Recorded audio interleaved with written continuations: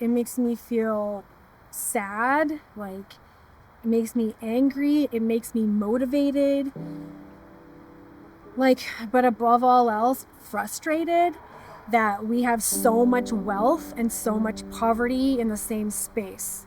And everybody will end up being part of the disabled club. Everybody will, whether you age into it or whether you acquire it or whether you're born with it. You will be in this life. 1 in 4 Canadians identifies as having a disability. 1 in 4. That's a lot of people. That's 1 in each family, in each household. And so how are we still not thought of as real people? How are we still not provided respect and dignity and equity? My name is Gill. I am of Indian descent. My parents are from India. I was born and raised here in Edmonton, Alberta. And at 30 years old, 12 years ago, I sustained a spinal cord injury from a virus that attacked my spinal cord. So it's changed my life, for sure. I was working as an X-ray tech before that. And after my long-term disability ran out, I went from making 6 figures to making $13,000 a year. And if I wasn't living with my family, I would be on the streets. If I wasn't living with my family and if I didn't have the supports around me, I wouldn't have the proper medication, I wouldn't be able to afford therapy, anything.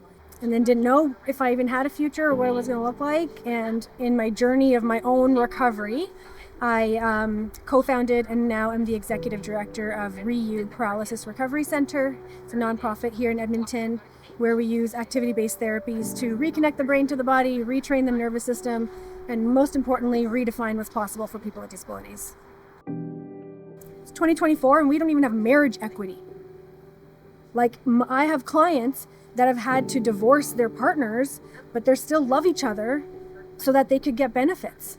But I know a lot of people with disabilities who want to support themselves and be in a healthy relationship.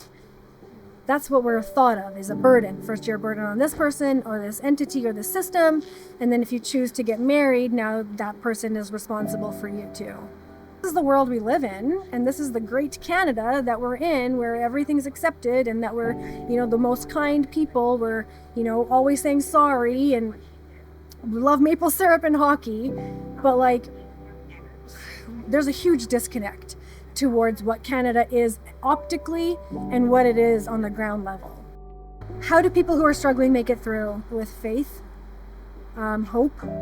Hope is a big component of making it through. Having supports in place, and they make it through with advocacy. So one of my clients, he's deaf and blind and has a spinal cord injury. And his mom has advocated for him so hard and for so many years that they are able to still only survive, not thrive. They're only surviving.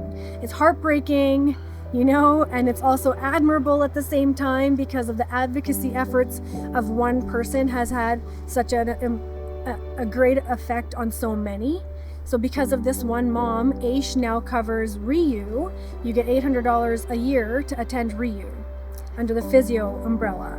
And so had she not done that, we have 10, 15 people who are on AISH, they wouldn't have had that funding available to them.